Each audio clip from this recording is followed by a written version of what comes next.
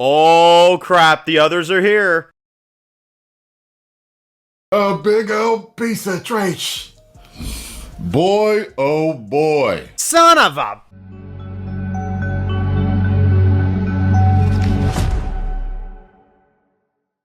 Hey guys, it's Dan, your host of your Dan's Reviews, and today I'm back for another video for today. This one's going to be doing my next review for Lost Season 2. This is for Episode 2, titled Adrift. Now, this episode, man, following off a great premiere, I would say, and continuing along with a fantastic second episode. This episode is mostly Michael-focused, which is really cool because we haven't really had an episode on him for a little bit. But we mostly deal with the aftermath of what happened in the Season 1 finale from their perspective. Episode 1, it was very focused on Jack and the hatch and you know, all that other stuff. This episode focuses a lot on Michael and Sawyer, mostly. After Walt got taken by these guys on the boat, and basically they're on this kind of minor piece of the boat that's still kind of there, that's still kind of floating around. And you get Michael and you know, Sawyer that are kind of arguing. You know, like, it was your fault, it was this and that. You told me to fire the flare, or I shouldn't have fired the flare, and that's why he's gone. And they're also trying to find Jin because Jin just disappeared and swam away. So there's a lot of questions going on, and obviously I think it's probably my favorite element of this episode is that you've got these two guys that really don't like each other much. I mean, they're trying to be nice to each other, but really deep down, Michael don't like Sawyer, and Sawyer don't like Michael too much. But they're trying to get a bit of an understanding, but Michael is kind of in that wrong state of mind because his son is taken. So you can definitely understand you know, his struggles in this one. You can definitely understand what he's going through.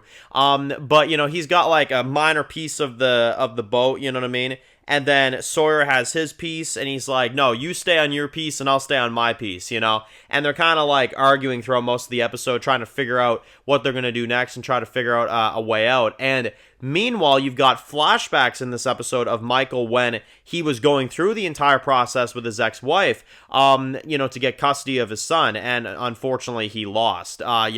His ex-wife hired a really big-time lawyer that basically confronted him about the fact that his health is dwindling, his money situation is not good, and he should not have custody of the kid. So that is exactly what happens, and they take the kid from Michael, and it's insane because they decide that in the end, they're not going to fully go through with this. You know, she doesn't want to, you know, testify against him, stuff like that.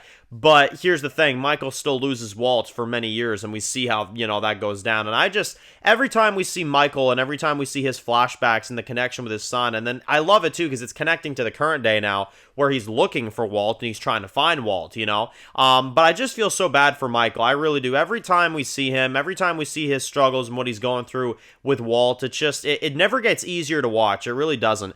But you get that stuff, which I thought was really, really good. And then you do get minor stuff going on back at the island as well, too. You get the continuation of when John told Kate to go down into the, the hatch. And she gets captured, of course, by Desmond. And Desmond is holding Locke captive, right? And you kind of build up to those moments where you see you know, the confrontation at the end of episode 1, right, with Jack. Except this time, Kate was locked up in a cell, and we actually find out where Kate was at the end of episode 1. She managed to crawl through the vents while she was locked up in her, like, little cell. And she's crawling through the vents, and you get some shots that are fired. She has to duck and stuff like that, and there's a bit of a confrontation that goes down. But obviously, thing is, Jack knows Desmond, so obviously things will hopefully work themselves out, but we'll have to see. We kind of spent the episode building up to that moment, which I'd say that's my one flaw with the episode, is that I felt like we didn't move enough in Jack's plot. It kind of felt like we just ended up in the same spot.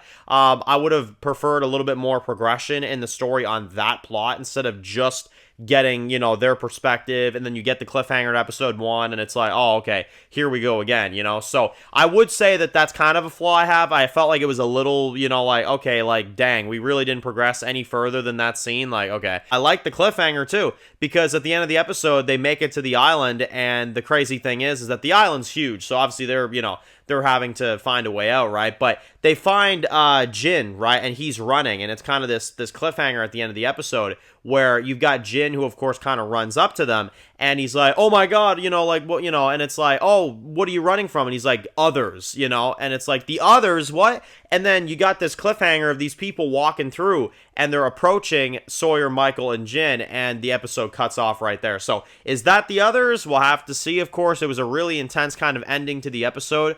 Yeah, no, really, really nuts way to end it. They cliffhangered it well, though. I liked it. It was really intriguing for the next episode. But, yeah, no, I thoroughly enjoyed it. Besides a few minor issues with the B-plot with Jack, I'd say, it was a great episode. I give it a 9 out of 10. I thought it was really enjoyable. I thought it was really good, and I really enjoyed the Michael and, you know, Sawyer dynamic. I thought that was probably my favorite element of this episode, and just Michael's story in general, you know.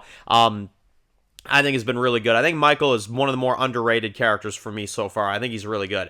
So anyway, let me know your thoughts in the comment section below. Post comments, post your opinions down below. And of course, guys, if you're new to the channel and you enjoy videos like this, make sure to click to subscribe and tune in to any other videos for Lost. Make sure to follow me on Dan's Reviews Official on Instagram, guys. And of course, I'll see you guys really soon for my videos for Lost. Enjoy the rest of your day, guys, and peace out.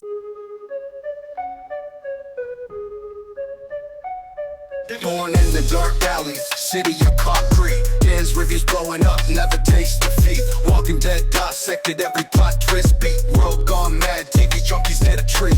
Typing up scripts, marathon through the night. His opinions hit harder than a straight fight scene. Every episode, brain sharper than a knife. He's the beacon of critique, shed a TV light.